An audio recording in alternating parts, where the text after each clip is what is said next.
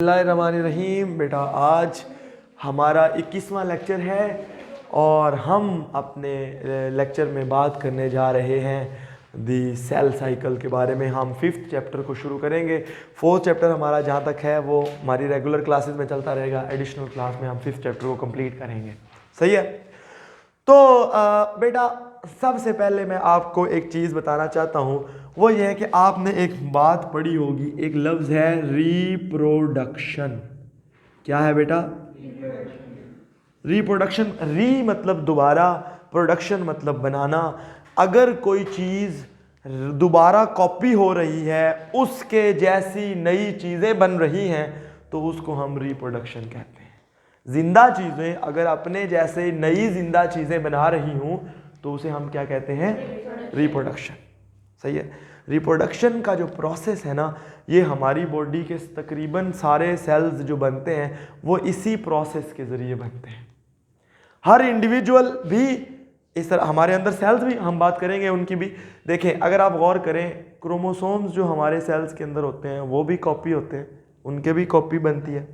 Mitochondria भी मैंने बताया था, वो भी 1 से 2, 2 से 4 इस तरह कॉपी होते हैं। राइबोसोम्स भी कॉपी किए जाते हैं, उनकी भी मैकेनिज्म हर एक का अलग अलग हो सकता है।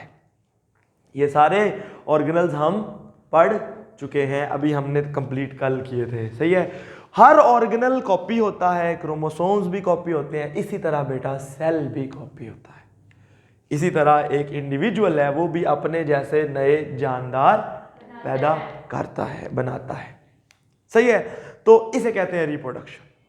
बेटा जो सेल की रिप्रोडक्शन होती है ना, यानी एक सेल है और वो सेल एक सेल से 2 सेल्स में डिवाइड हो जाता है, इसको हम सेल डिवीजन कहते हैं। यानी सेल की जो रिप्रोडक्शन है उसे क्या कहते हैं? एक सेल की। अब ये भी समझ आ गया बेटा। आपने ये ऐसा क्यों मैं बता रहा हूँ, क्योंकि आपने सेल थ्योरी के अंदर बात की थी जब हमने कहा था रडोल्फ विर्चो का एक हाइपोथेसिस था, ओमनिस सेलुला ई सेलुला। नया सेल पिछले सेल की, याद है? ओमनी सेलुला ई सेलुला, यानी नया सेल पिछले सेल की डिवीजन से वजूद में आता है। और ये सेल थियरी का आखिरी पोस्टुलेट भी है, आखिरी पॉइंट भी है। सही है बेटा। यहां तक तो आपको समझ आ गई कि सेल डिवाइड करता है। सही है। फर्ज किया मैं आपके सामने ये एक सेल बना देता हूं, जो सेल अभी के अभी देखें, आप गौर करें तो वो डिवाइड होके 2 नए सेल बना रहा है। जो सेल डिवाइड, अब ये कैसे है, क्या है, हम डिस्कस करेंगे। ठीक है।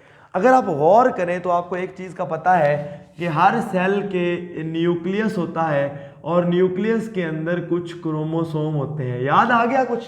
हमने न्यूक्लियस पढ़ा। ठीक है जी हमजा। तो न्यूक्लियस, अगर मैं इसके अंदर भी न्यूक्लियस बनाऊं आपके सामने, तो वो मैं आपको बताता हूं कि ये है बेटा न्यूक्लियस, और ये उसके फर्ज किया 2 क्रोमोसोम इसके अंदर मौजूद हैं। और इसी तरह इसके अंदर भी ये एक क्रोमोसोम, इसमें भी 2 आ गए और इसमें भी 2 आ गए।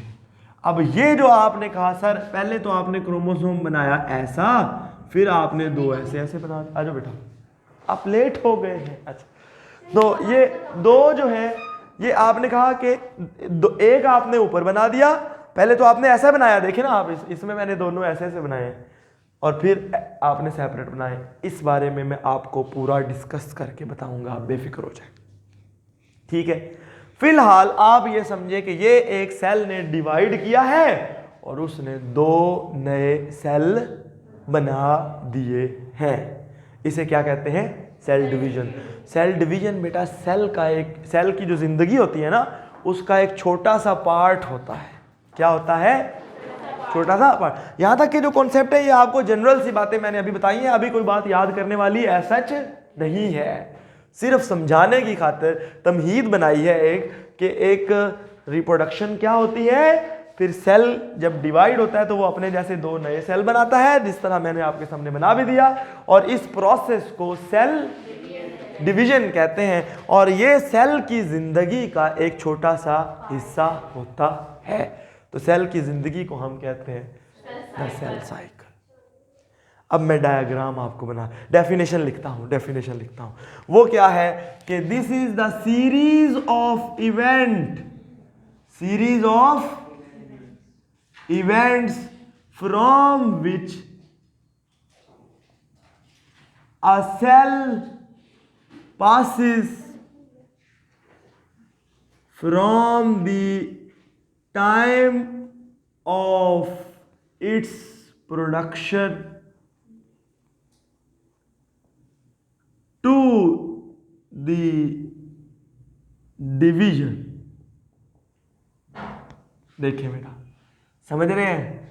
ये है बेटा कि एक सेल, ये सेल साहब जो अभी अभी तशरीफ दुनिया में वजूद में आए हैं, ये अपनी पैदा होने के बाद से लेकर जब तक ये दोबारा डिवाइड करेंगे, उस दौरान ये जिन जिन स्टेजेस से गुजरेंगे, उन स्टेजेस की जो सीरीज है उसे सेल साइकिल कहते हैं। जिस तरह हमारी ज़िंदगी है, हम पैदा होते हैं, फिर बचपन में गुजरता है, फिर थोड़े लड़कपन में आज फिर जुआनी आ जाती, अधेड़ उम्र आ जाती, बुढ़ापा आ जाता है मेरे जैसा, फिर हम मर जाते हैं। ये हमारी पैदा होने से फौतगी तक एक लाइफ है। सिमिलरली सेल जब बनता है तो सेल उसके बाद से लेकर अपने दोबारा डिवाइड होने तक जिन जिन स्टेजेस से गुजरता है, उन स्टेजेस को टोटल मिला के क्या कहते हैं? Cell cycle. डेफिनेशन पता लग गई? भूलेगी तो नहीं बेटा। सेल साइकिल को हम दो पार्ट्स में डिवाइड करते हैं। किन किन दो पार्ट्स में डिवाइड करते हैं? ये देखें, एक तो ये पार्ट हो गया, यानी यहां से लेकर यहां तक, समझ गए? इस टाइम को हम कहते हैं इंटरफेस। क्या कहते हैं? इंटरफेस। यानी ये जो पूरा, अब ये जो मैंने ब्लैक से निशान लगाया है, इस पूरे को हम क्या कहेंगे? इंटरफेस। और हम इसमें करते क्या हैं बेटा? इंटरफेस को डिफाइन अगर करूं तो हम कहेंगे सर ये वो टाइम पीरियड है जिसमें सेल खुद को डिवीजन के लिए तैयार करता है, यानी अपना सारा सामान बनाता है, जो भी हिसाब किताब है। यानी समझे तो हमारी ज़िंदगी का वो पार्ट जिसमें हम अपने आप को मौत के लिए तैयार करते हैं। और दूसरा इसका पार्ट होता है वो हिस्सा जब सेल एक्चुअली डिवाइड कर रहा होता है, इसको हम एम फेज कहते हैं या माइटोटिक फेज भी कहते हैं। पता लग गया? अब मैं इन दोनों की डेफिनेशन लिखता हूं, सही है? वो क्या है? This is the time period, क्या कर रहे हो? In which cell prepares for division. Cell खुद को डिवीजन के लिए तैयार करता है, सही है? दिस इज कैरेक्टराइज्ड बाय, यानी ये जो टाइम पीरियड है इसके अंदर क्या होता है? इसके अंदर बहुत ज्यादा हम कहेंगे metabolic, characterised by high metabolic activity होती है। अब मेरे बच्चों को नहीं पता होगा कि सर मेटाबॉलिक एक्टिविटी क्या होती है, हैं? क्योंकि ये अभी तक आपकी किताब में ये लफ्ज़ इस्तेमाल नहीं किया हमने 4 चैप्टरों में, ये 6ठे चैप्टर में आता है। बेटा हमारी बॉडी के अंदर या किसी सेल शरीफ के अंदर एक टाइम पे जितने केमिकल रिएक्शन हो रहे होते हैं उन सारों को जमा करके मेटाबॉलिज्म कहते हैं। यानी इसके सेल के अंदर वाह सारे केमिकल रिएक्शन हो रहे होते हैं। इस गल का मतलब ये है, ठीक है? और एक बात आपने और याद रखनी है, जितना एक सेल की ज़िंदगी का टाइम होता है ना, मसलन अगर सेल एक अभी बना और 1 घंटे बाद या 100 मिनट के बाद वो दोबारा डिवाइड करेगा, तो 90 मिनट इसी काम में लगते हैं तैयार होने में, सही है? और 10 मिनट में वो फौत, यानी वो सेल डिवाइड हो जाता है। समझ गया ना जी बात को? भाई तुम्हें बड़ी नींद आ रही है, मैं तुम्हें अभी चाय पिलाता हूँ। तो ये बेटा 90%, it takes 90% of the time for the division of the cell. बेटा नुमेर समझ आ रही है? क्लियर हो गया? तो ये आपको लग गया पता कि सर ये ऐसे ऐसे है। अब और दूसरे नंबर पे ये एम फेज है, तो हम कहेंगे this is the time period in which the actual period of division, यानी इसमें सेल एक्चुअली डिवाइड करता है और ये सिर्फ 10% टाइम लेती है। ठीक है जी, हमदा चेक करो, अगर यहाँ बाहर इंक पड़ी हो तो उसमें से इसमें इंक भर लाओ, ब्लैक ना पड़ी हो तो ब्लू ही भर लाना। अच्छा जी, समझ गए बात को। सो सेल इसमें खुद को एक्चुअली डिवाइड किस फेज में करता है, एम फेज में, और डिवीजन के लिए तैयार खुद को किस फेज में करता है, इंटरफेज। ठीक है, इंटरफेज को हम फर्दर डिवाइड करते हैं 3 स्टेजेस के अंदर, 3 फेजेस के अंदर, क्योंकि उनमें 3 मुख्तलिफ काम हो रहे होते हैं, इसलिए हम उसको 3 फेजेस में डिवाइड। यानी सेल साइकिल के 2 पार्ट क्या बने, इंटरफेज और एम फेज। और इंटरफेज को हम 3 पार्ट्स में डिवाइड करते हैं, गैप 1, एस एंड गैप 2। इनके बारे में डिस्कस करते हैं। बेटा अगर हम बात करें तो फर्ज किया ये पहला जो टाइम पीरियड है यहां से लेकर यहां तक, ये वाला हिस्सा सही है, इसको हम कहते, देखें इसमें जो सेल है वो थोड़ा सा साइज में बड़ा हो जाता है। क्या हो जाता है, साइज में सेल क्या हो जाता है, बड़ा हो जाता है। अब हम इसके साथ कर लेते हैं तो आसानी रहेगी। ये देखिए आप समझ गए, सेल इंक्रीजेज इन, ये पहली फेज क्या है, इसका नाम है गैप 1, G1 भी कहते हैं। लगा दी इंक, कोई बात नहीं। अच्छा दे दो, तो सही है।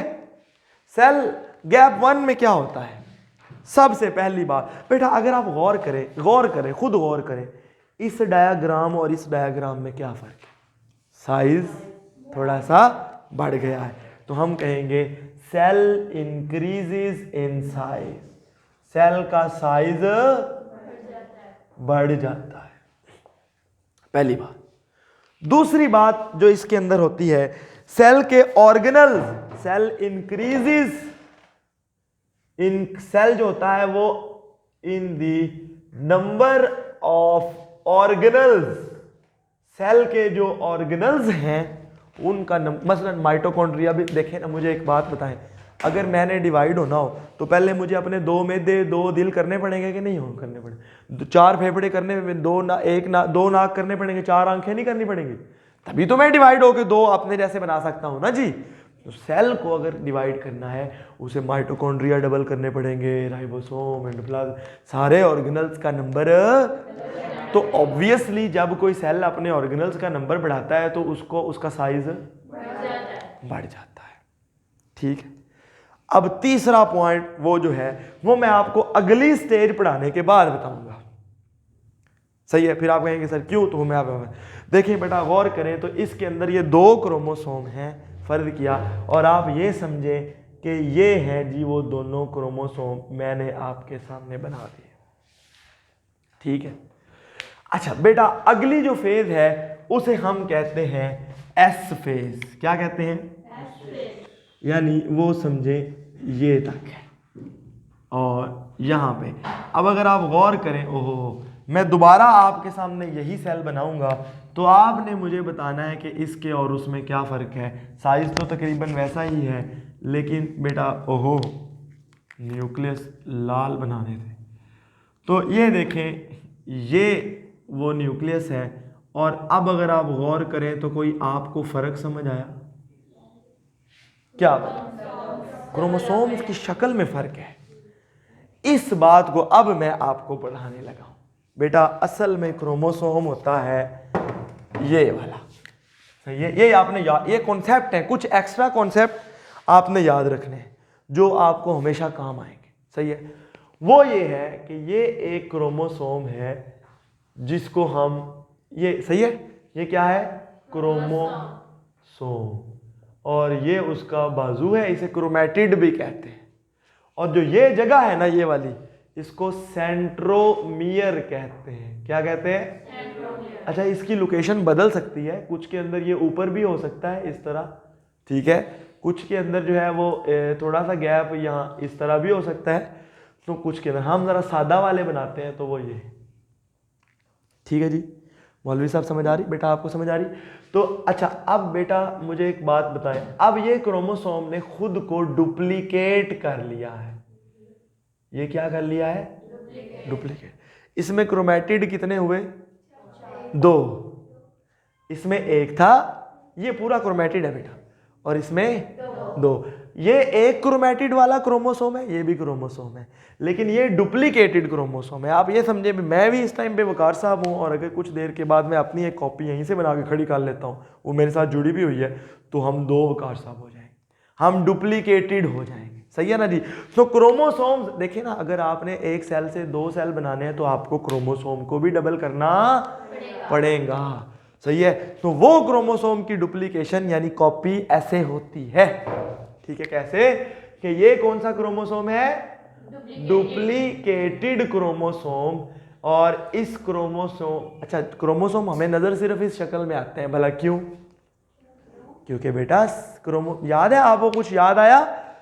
ये बेटा आपने न्यूक्लियस पढ़ा था, तो आपने वहां पढ़ा था कि chromosomes are visible only when the cell is dividing. तो जब सेल डिवाइड होगा तो वो ऐसा ही दिखेगा।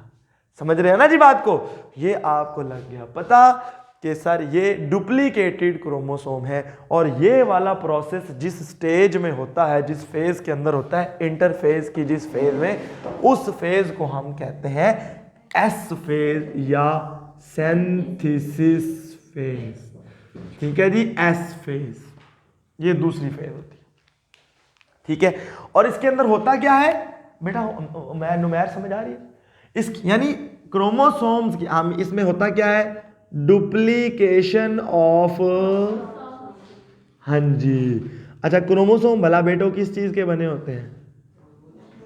आपको पता है डीएनए प्लस प्रोटीन्स के। तो ऑब्वियसली डीएनए की डुप्लीकेशन भी भाई क्रोमोसोम में ही होनी थी ना, तो हो गई। अच्छा, ये जो प्रोसेस है ना बेटा क्रोमोसोम्स की डुप्लीकेशन का, इसके लिए वावा सारा सामान चाहिए होता है। इसके लिए कुछ एंजाइम चाहिए होते हैं डीएनए को कॉपी करने के लिए। वो आप 12वीं क्लास में जाके बड़ी डिटेल में पढ़ेंगे कि कौन कौन से एंजाइम चाहिए होते हैं और वो क्या क्या काम करते हैं।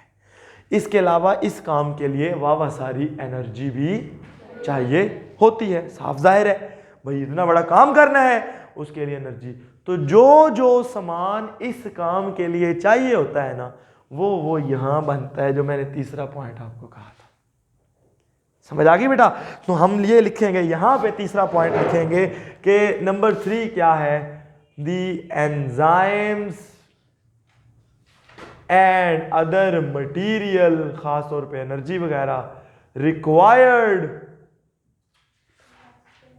फॉर एस फेज या for duplication of chromosomes are synthesized, are produced, are manufactured, are prepared, are made। सही है जी? समझ गए भाई जिक्रिया? ठीक है जी। तो ये आपको लग गया पता कि गैप 1 और एस फेज दोनों स्टेजेस को आपने गौर से देख लिया। जो तीसरी स्टेज है ना बेटा, वो है G1। क्या है? अब सॉरी, G2, गैप 2 यानी G2 स्टेज, G2 फेज। और वो यहां से लेकर यहां, ये यही तरतीब है, बिल्कुल यही तरतीब होती है। सही है? इसमें क्या होता है? सेल का साइज मजीद बढ़ता है, सेल फर्दर इंक्रीज इन, ठीक है बेटा, इंक्रीज इन साइज। नंबर 2, ये एम फेज है ना, ये डिवीजन है ना, इसके बाद सेल ने डिवाइड होना है ना, इस एम फेज में भी बड़ा सामान चाहिए होता है। माइक्रोट्यूब्यूल्स चाहिए, हमने कल पढ़ी थी स्पिंडल फॉर्मेशन के लिए माइक्रोट्यूब्यूल्स चाहिए होते हैं। वो माइक्रोट्यूब्यूल ट्यूबुलिन प्रोटीन के बने होते हैं और बहुत सारा एनर्जी चाहिए होती है। वो सारा सामान यहाँ बनता है। तो अब कहेंगे मटीरियल रिक्वायर्ड